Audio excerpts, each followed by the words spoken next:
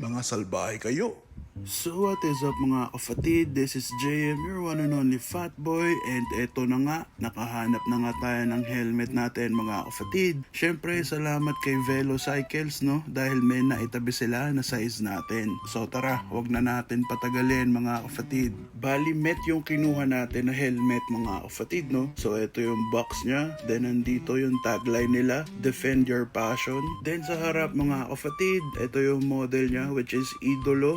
Tapos yung size XL which is 60 to 64 cm. So medyo malaki yung ulo natin mga kapatid no, kaya mahirap makahanap ng stocks. Pagbukas nyo ng kahon mga kapatid no, makikita nyo na very straightforward lang naman yung packaging ng Met no. Bali yung helmet nandito sa loob, tapos naka-plastic. Tapos sa loob ng plastic kasama ng helmet makikita yung owner's manual na alam naman nating lahat na walang nagbabasa. Yung style ng owner's manual nila mga kapatid no is isang malaking papel tapos nakatupi siya ng maraming beses. So dahil first time natin gagamit ng Met, babasahin natin yan mamaya, promise. At eto na nga yung helmet, ang Met Idolo na nakuha natin sa Velo Cycles. First look, nagandahan din ako sa kanya mga kapatid no, dahil yung silhouette niya very similar doon sa laser blade na ginagamit natin. Tapos marami rin and malalaki yung vents niya sa ulo, kaya alam mo na presko siyang gamitin, hindi ka maiinitan. Simple no, tapos very sleek din yung design niya. Tapos compact din yung shell mga kapatid, kaya kinuha ko na to. Syempre bukod rin sa mahirap na humanap ng ibang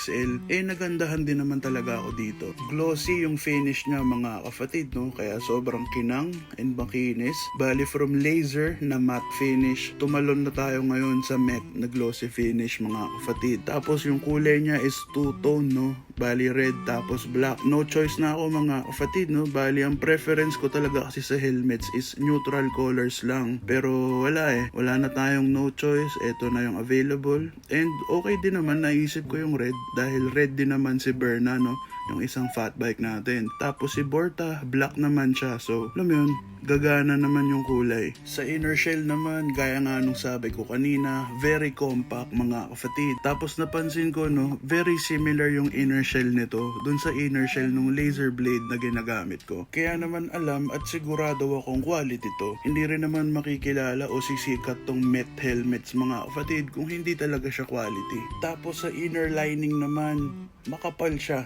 legit. Hindi siya pucho-pucho na parang tela na lang na tinahe. Makapal yung foam niya mga kapatid. Actually, mas makapal pa nga yung inner lining nito kaysa dun sa inner lining nung helmet natin na laser blade. Kaya pasadong pasado sa akin yung inner lining nito. Hindi na ako magre-reklamo. Kaso nga lang, may downside, wala siyang spare na kasamang inner lining. Pero okay lang, makapal naman yung inner lining nito no. So kahit labhan, hindi siya basta-basta mapupunit. Yung buckle niya, very straightforward, regular na buckle lang mga kapatid. Tapos yung adjustment system naman ng straps, very straightforward lang din o kaya plus points, hindi siya komplikado. Tapos yung mismong straps naman mga kapatid, napakalambot ng material, hindi nakakairita. Kaya goods na goods sa akin to. May reflectorized sticker din siya dito sa likod mga kapatid no, so kahit papano plus points yan sa akin. Dagdag visibility din kasi yan sa gabi. Tapos napansin ko na meron siyang parang plastic dito sa likod mga kapatid no, pati sa harap, both left and right. Akala ko nung una parang design lang siya, pero upon close inspection, dito pala nakakonekta yung mga straps. Sa retention system naman mga kapatid no, yung usual na parang ratchet type na nandito sa likod. Swabe siyang pihitin mga kapatid, walang kasabit-sabit. Tapos may special feature din tong retention system niya mga kapatid dahil meron siyang integrated lights. Pag pinindot nyo siya, merong 2 modes. Merong steady,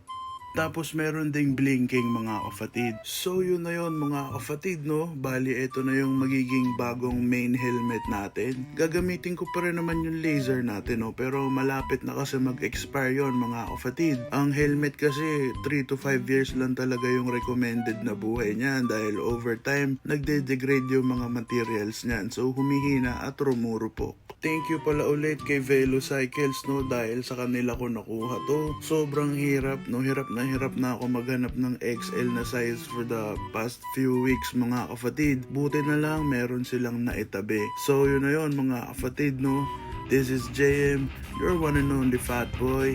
Peace, I'm out.